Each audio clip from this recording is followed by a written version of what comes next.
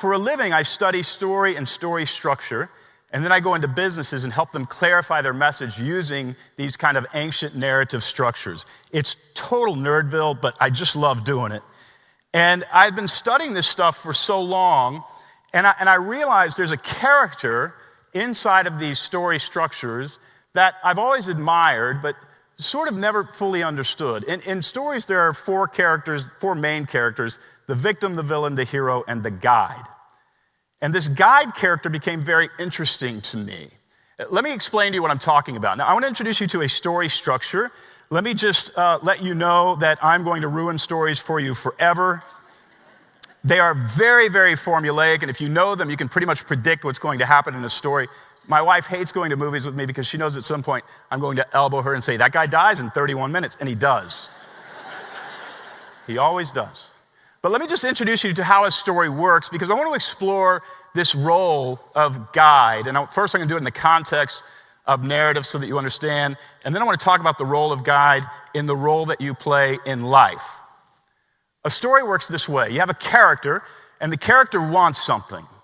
It has to be really crystal clear defined. The character wants to disarm the bomb, or marry his high school sweetheart, or win the race. It's incredibly defined what the character wants. But we can't let the character get what they want.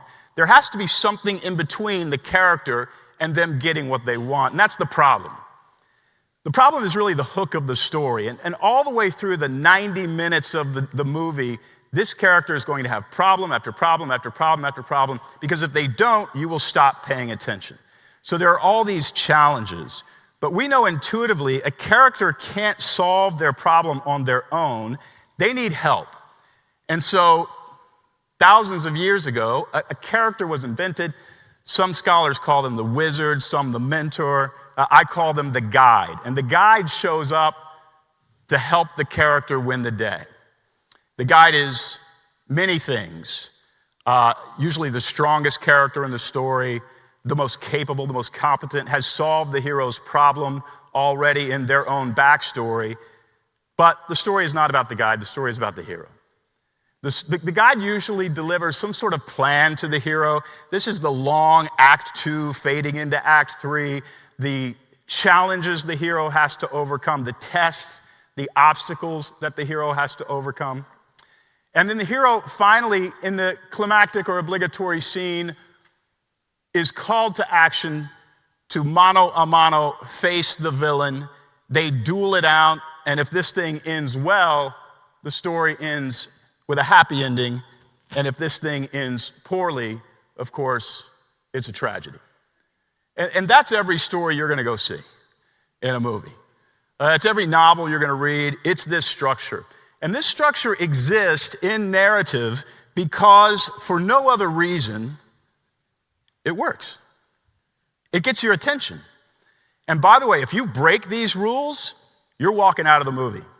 I mean, anytime you walk out of a movie because you're bored, they broke one of these rules, guaranteed. This has been true since Plato wrote Poetics. It's been true for 2,500 years. It's not going to change. The question is why? Why does this narrative structure work so incredibly well to captivate a human brain? The human brain actually daydreams 30% of the time. The human brain daydreams 30% of the time.